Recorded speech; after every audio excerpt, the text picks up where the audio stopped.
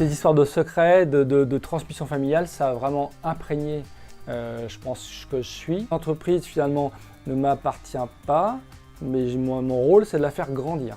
C'est les salariés qui font l'entreprise. Cette confiance tissée fait qu'effectivement, on n'a pas de mauvaises surprises. Du coup, je fais aussi attention dans l'entreprise de faire en sorte que les salariés se sentent libres.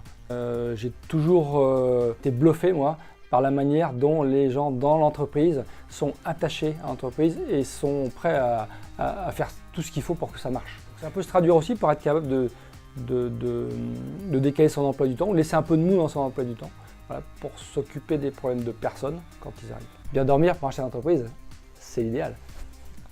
Bonjour, encore une belle journée qui commence.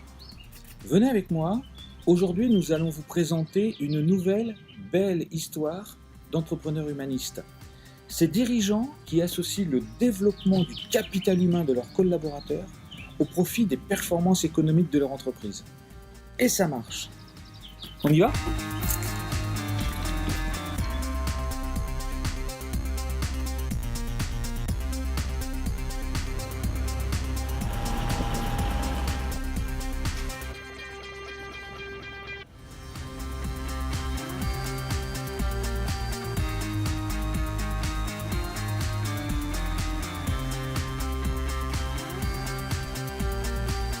Ce que je fais aujourd'hui, ça vient certainement de ma famille, entreprise familiale, hein, donc déjà ça remonte à 4 générations et ça imprègne. Moi je suis de formation ingénieur en bâtiment travaux publics et je suis revenu à une trentaine d'années reprendre l'entreprise.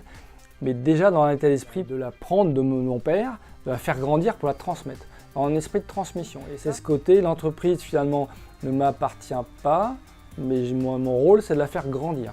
Je pense aussi fondamentalement que l'entreprise c'est d'abord l'offre des salariés.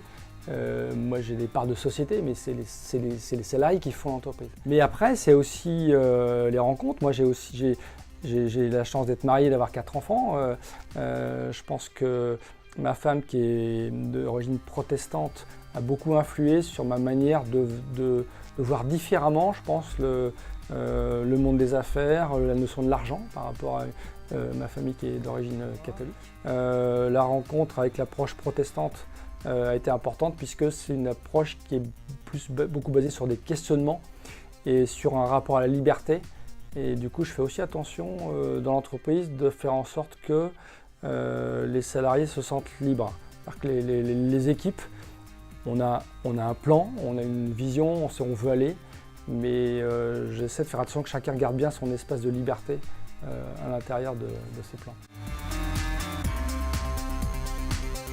Alors quand tu me parles de recette, ça me fait forcément penser à l'amande pastille, mais là je ne suis pas là pour donner la recette de l'amande pastille, juste quand même préciser que c'est une recette secrète et qu'elle est transmise de génération en génération. C'est-à-dire que mon arrière-grand-père qui l'a créée, l'a transmis à son fils, mon grand-père, qui l'a transmis à son fils, mon père, qui me l'a transmis, et je transmettrai certainement à un neveu ou un enfant.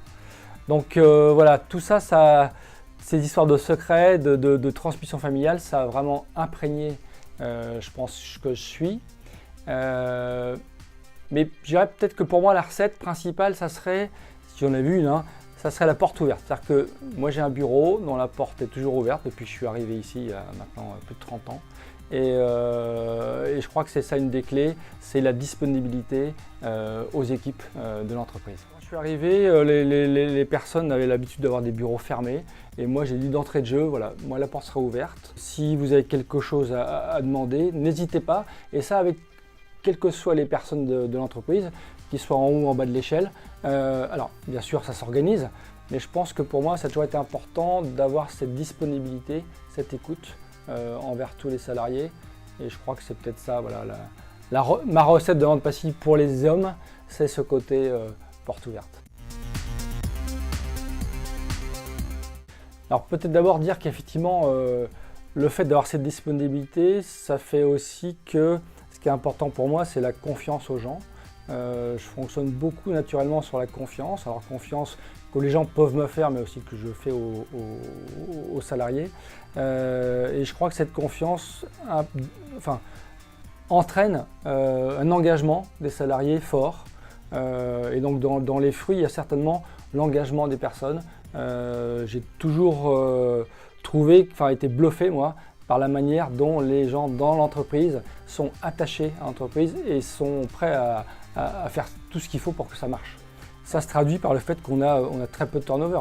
On a eu l'année dernière un commercial qui a pris sa retraite, ça faisait plus de 35 ans qu'il était là. La confiance permet vraiment de construire dans le temps et donc de passer son énergie de manière constructive et pas à régler des conflits. L'entreprise aujourd'hui, nous sommes 85 personnes, on fait 23 millions d'euros de chiffre d'affaires.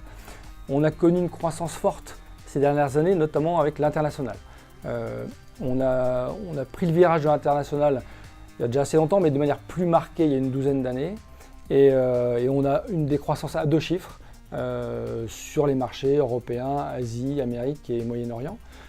Encore cette année, par exemple, là, on fait plus 35% sur l'Asie, plus 35% sur le Moyen-Orient, avec des équipes sur place, et donc des équipes qui sont loin, et forcément, ils doivent faire confiance à l'entreprise ici pour leur envoyer des produits de qualité, et nous, on doit faire confiance à des jeunes qui ont 27, 28, 30 ans, qui sont à 20 000 km, et finalement qui sont livrés à eux-mêmes, mais cette confiance tissée fait qu'effectivement, on n'a pas de mauvaise surprise.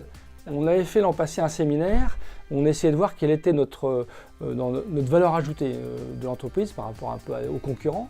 Et les équipes ressortaient en premier la proximité avec nos clients. Et je pense qu'une de nos valeurs, c'est vrai en interne, mais c'est vrai aussi avec nos clients. On essaie vraiment de créer une relation très forte de proximité avec nos clients. Je dirais un peu familiale. On est une entreprise familiale et finalement on retrouve un petit peu ce lien avec les équipes et également avec la clientèle. Et puis au quotidien, moi ce que j'apprécie aussi, c'est que les gens ont le sourire, enfin en tout cas quand tout va bien, ils ont le sourire, mais c'est la plupart du temps. Donc on a des salariés qui sont plutôt contents de venir travailler, ça c'est très important. Et puis le bon contre-coup pour moi, c'est que je dors bien la nuit. Bien dormir pour un chef d'entreprise, c'est l'idéal.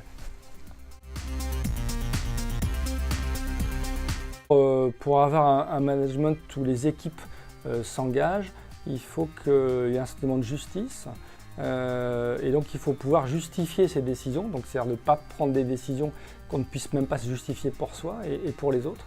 Donc ça c'est un élément important pour moi. Également le fait d'être attentif aux petites choses, une sorte d'exemplarité même à titre personnel. Bon, alors ça me paraît logique pour moi, mais il semble que ce ne soit pas toujours. Par exemple, quand je prends des bouteilles pour ma consommation personnelle, je les paye toujours à la boutique. Ça surprend toujours les personnes qui arrivent en disant « Ah bon, le patron, il n'a pas droit aux échantillons gratuits ?» Non, et je pense que c'est dans ces petits détails en fait qu'on crée la confiance qui est nécessaire. Quand je parlais d'être disponible et ouvert, je pense qu'il faut être capable aussi d'aller dire bonjour à tout le monde. Il faut être capable de ne pas faire de différence entre les niveaux hiérarchiques et puis cette disponibilité de l'avoir en vérité avec les gens, voilà, pas juste dire ça va, mais voilà, est-ce que c'est un ça va où on a regardé la personne dans les yeux en se disant tiens, s'il y a un petit signal que ça va pas, je verrai après ce qui peut être fait. Donc ça peut se traduire aussi par être capable de décaler son emploi du temps, ou laisser un peu de mou dans son emploi du temps, voilà, pour s'occuper des problèmes de personnes quand ils arrivent. Voilà, un nouveau témoignage qui illustre parfaitement l'intérêt du développement du capital humain au profit des performances économiques de l'entreprise. À bientôt.